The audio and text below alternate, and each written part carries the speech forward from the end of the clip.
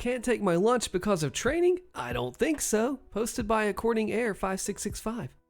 In my mid-20s, I worked for a multinational accounting firm. I, a female, have always had a real firm policy for standing up when something doesn't sound right, irrelevant if it puts me in an awkward position. This story is how I maliciously complied and, in turn, made my director learn a lesson I hope she won't forget. We'll call her Karen, not her real name. Background on Karen. When she joined the team, we all liked her. She made great changes and we got on well with her. But the moment she was promoted to director and had direct reporting to the partner, she flipped. Became a complete different person and made our life heck. Previously, she spent her career heading up call centers, which was really evident in her management style, and for some reason made it her mission to cut costs in the team and go under budget. This affected everything. From telling us we didn't have a stationary budget for pens and had to take from other team stores, to only allowing a one drink, one course policy on team dinner events.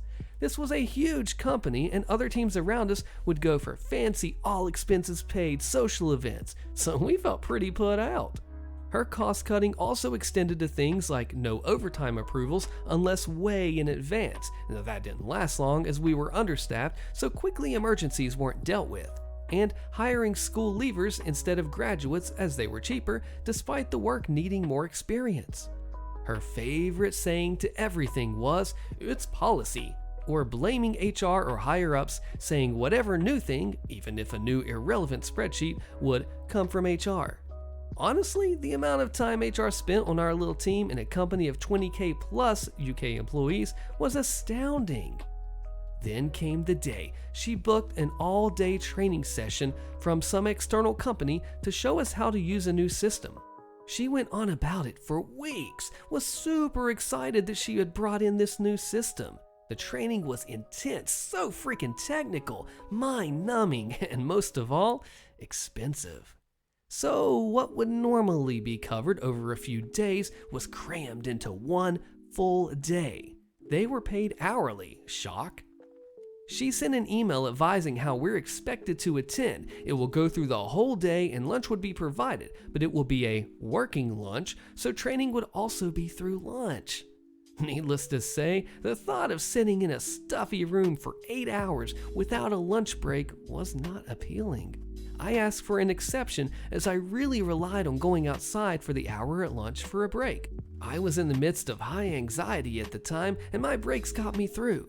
She said it's policy that we would be expected to change our workday around to fit training, and there is no policy that requires her to allow me to go out. If I had an issue, I should check the HR manual. I think, until now, this statement usually worked for her as no one really ever checked. I went one better. I went to HR. Cue malicious compliance.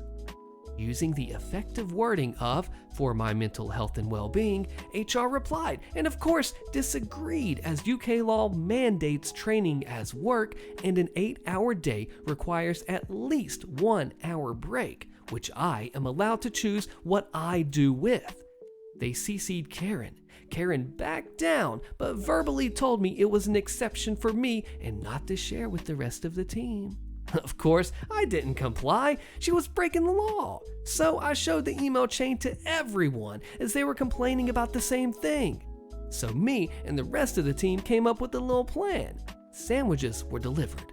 Budget sandwiches, of course, from the supermarket down the road, instead of our slightly more expensive internal catering team who caters for this exact type of thing for our 10th-floor building.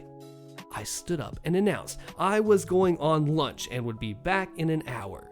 Cue the rest of the team, all 12, standing up after me. Karen goes, "Where are you all going?" To which someone replied, "Hey, I understand that HR said that we were allowed to leave the room for the hour of lunch." The look on her face.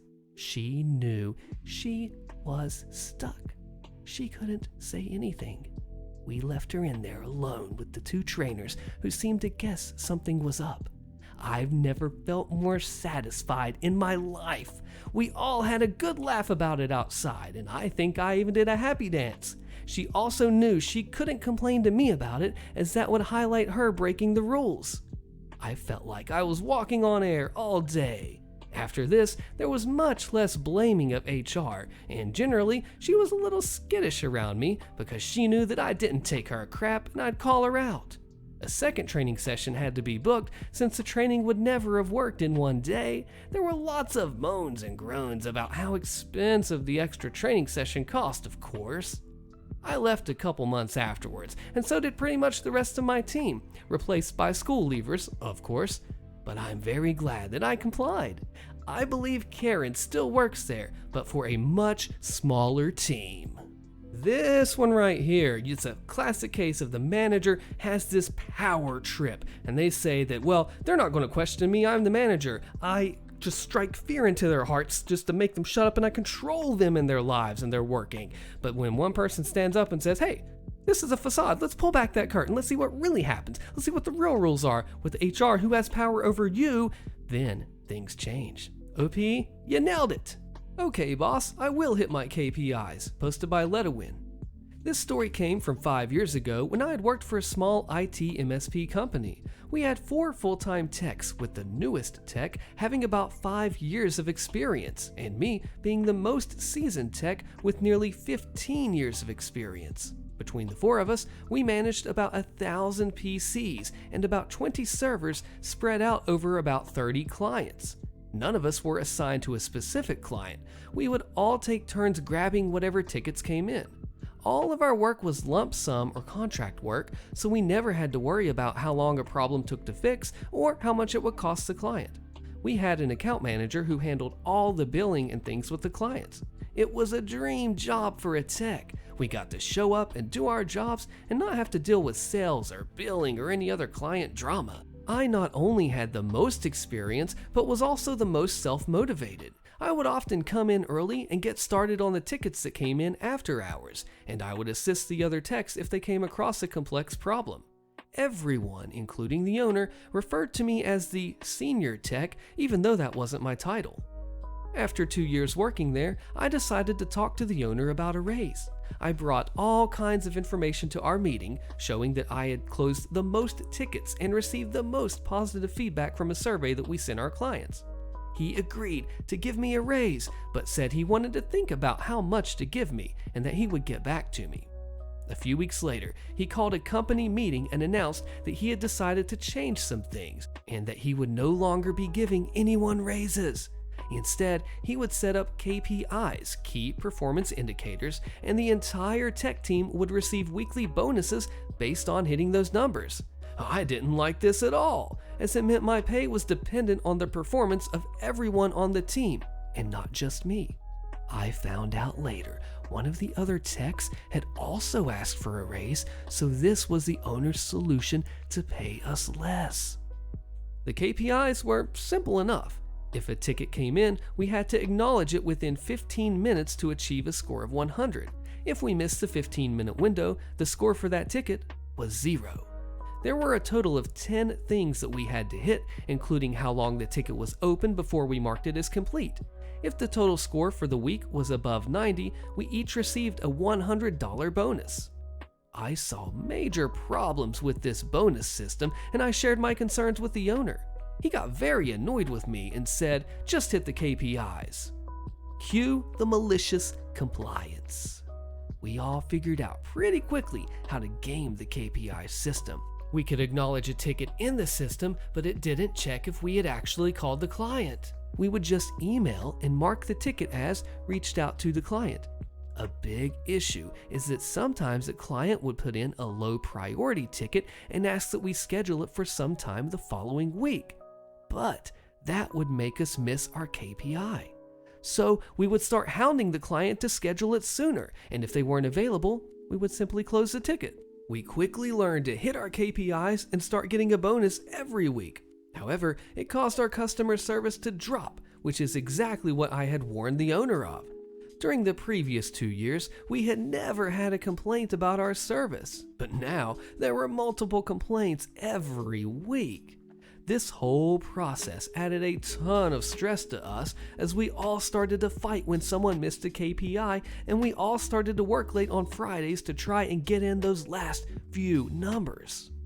After 2 months, the owner finally realized he had made a mistake. He removed the bonus system without giving us a raise and asked us to go back to how things were. At this point, I was so stressed that I had already started looking for another job and we had lost 2 clients. I was the first to put in my 2 weeks notice, but before I left, the other 3 techs had all put in notice as well.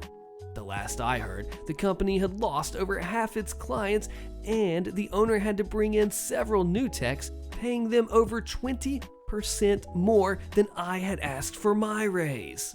It is just textbook MC malicious compliance. Whenever you have a rule and you say, hey, this is not a rule, we shouldn't do this, I'm on the ground level on the floor and I see how this would affect our company and employees and the well-being. You do not see it on the level that we do every single day, but you're still enacting this ordinance, essentially, without listening to the people that are actually doing that day job. If you get down there in the trenches as a boss, that's the way to be a leader. And this person wanted to save money, cut corners, and it came back to bite them. Actually, to cut them off. Way to go, P. So, you want us to adhere to the company hierarchy? Sure, posted by Zokoman. So I work as a mechanic in a sewage treatment plant, and it's a very laid-back job. In fact, 3 out of 8 hours was spent not working. I know it sounds like we were just a bunch of freeloaders, but it's because the tasks we perform are simple, and we do our best to do them ASAP. Anyway, the hierarchy in our plant is quite complicated, but the most important thing is that as a part of a mechanical department, our only supervisor on site is our master. At least I think that's the English translation. And both plant manager and plant master are not our supervisors, yet they, as well as other workers, asked us to carry out some jobs for them, which we gladly agreed to do, even despite most of them being out of our range of duty. You know, welding racks back together, installing a new faucet, and so on. Most of the time, we weren't doing anything else anyway, but sometimes we were preoccupied with our own tasks. Still, the plant master always told us that his tasks were more important and to just leave what we were doing for some other day. Due to this, many of our old tasks were left for another day, which because of constant requests were left sitting for months. Still, it was always his jobs that had the priority. Now is the right time to address the tense situation we had with the plant master. He's best buddies with the manager, usually blaming all the shortcoming of his team on us. Stuff like something not being cleaned, sick, stuff that's not mechanical failure, stuff that's simply not important enough, or stuff that's beyond our competencies and should be taken care of by a specialist company. He also had this very annoying habit of rummaging through our tools, taking parts and using our machinery without asking. It's very annoying, but whatever, it's important to keep a good relationship in work. But then he dropped the bomb. He had the list of all our old tasks that were left unfinished. The list wasn't that long, by the way, about 8 things, 3 of which were outside of our competencies, and said that the manager and CEO will be waiting in the conference room to give us a lecture and to take away our bonuses. The meeting went very roughly. It started with the CEO saying, "You can say goodbye to your bonus this month," and then proceeded to give us a lecture about the importance of our tasks. Then he kept blabbering about us, threatening our master, the plant master, being the only supposed witness, and so on and so on. When the CEO was talking about possible solutions, the plant master did the worst calculation of his life.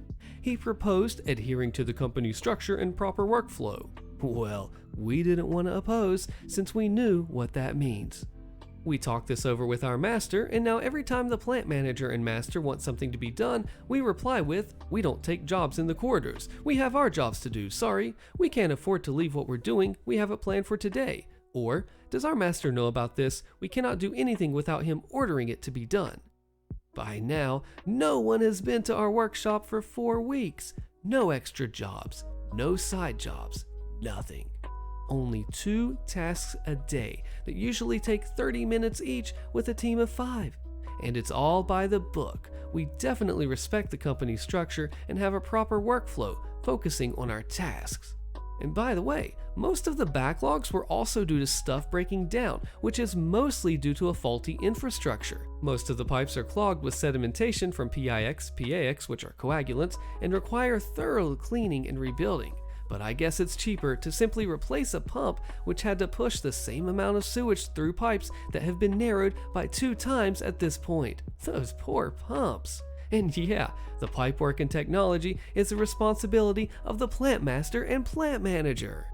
I think this is just a textbook case of, we want it done this way, but hey, we work down in the floor every day and know what's going on. That's going to mess things up. No, my way or the highway. Well, hey, way to go, OP, on doing this malicious compliance. I exposed the shady liar for this. Click the video on your screen so you don't miss this crazy story, and I'll see you there.